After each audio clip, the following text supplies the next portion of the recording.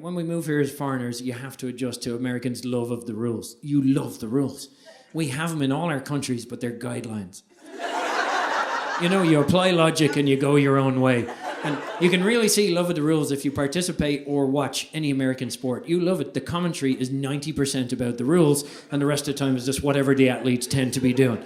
I was watching the World Cup, and they're like, "Here, what have we got going on here, Ryan?" Well, there was a foul in the box. It's going to be a PK. And what's a PK? For the viewers at home, a PK is a violation inside the box. And for the rest of us in the world, PK is a Spanish player who used to shag Shakira, and then he strayed outside the box, and that was a huge violation. Confusing.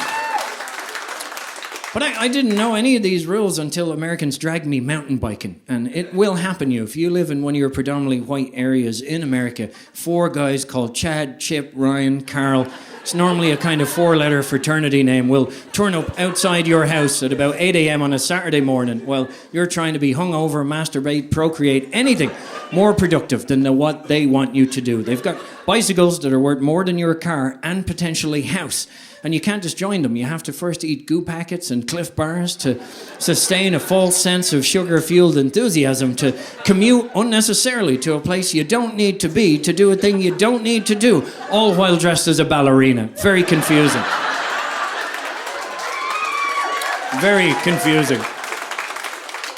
I didn't know it was called single-track mountain biking, and it's where there's only room for one mountain bike, and I didn't know that Americans decided the person coming up the hill has the right of way. I didn't know that. I was coming down the hill at speed. I was having a great time. I was like a dog hanging out of a car window. I was really enjoying it, to be honest, and I was quietly confident the rules were on my side because I was using gravity. Yeah, technically a law for the Isaac Newton fans in the room. And the guy coming towards me, he thought the rules were going to save him, and that's a classic American mistake right there. Oh, you guys make it all the time. You'll take some dude called Billy Ray in Alabama, and you'll be like, "Hey, but that's Billy Ray. He left high school at 11 years old. Never actually read a book in his life, Billy Ray. Look at him there. He's got his dungarees on backwards. He's been surviving on nothing but Coors Light and corn syrup. Billy Ray, would you like a firearm? Huh? He'll be fine. He's going to follow the rules, aren't you, Billy Ray?" "Oh, yeah."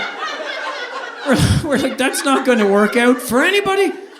That's what's playing out here, but it's just in mountain biking terms because it's classic power versus authority. The only problem is authority only goes one way, downhill.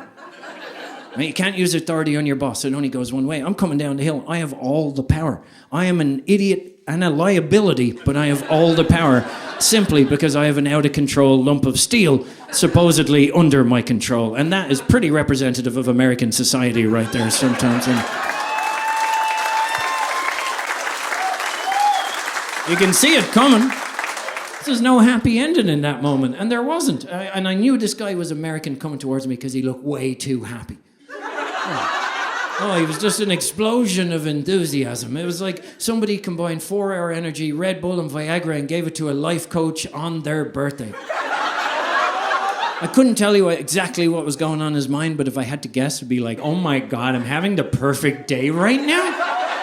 There isn't a cloud in the sky. I've never maintained such a speed at such an elevation game before. I could even be in a flow state right now. This could be a personal best for me. I can't wait to get home and share it with my online community on Strava." Oh, I just crashed right into this fella. I took all the happiness off his face, and I could feel the goo packets exploding on impact and the peanut butter Cliff Bars flying through the air. Oh, I smashed him. I took all the happiness off his face, and I hit him so hard the 2 bikes got intertwined, and my hand went through the crossbar and got locked there, covered in blood, stuck on his lycra-clad testy satchel. His little Lululemon nutbag was in my hand. And I don't know if you've ever got your hand stuck somewhere, but you rock it. That is the technique. You always rock it. Oh, now I was arousing all the wrong forms of suspicion, and I went for an extra bit of leverage. Huge error of judgment. The excitement in his face only multiplied, and I was like, Jesus, now we're more than strangers on a trail. How did I get into this? This is going to be a negative online review somewhere.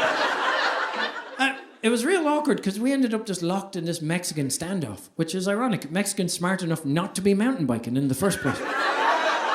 And I finally yanked my hand out of there and we ended up staring at each other and he could have said anything. And there's a moment of silence and he's like, do you not know the rules? I was like, listen, Carol, the rules are not going to save you in this situation. Okay? I shouldn't even have a mountain bike. Billy Ray definitely shouldn't have a firearm. So, yeah. If you can get my hand off your nutsack, we can get out there, use logic, and make your country great again.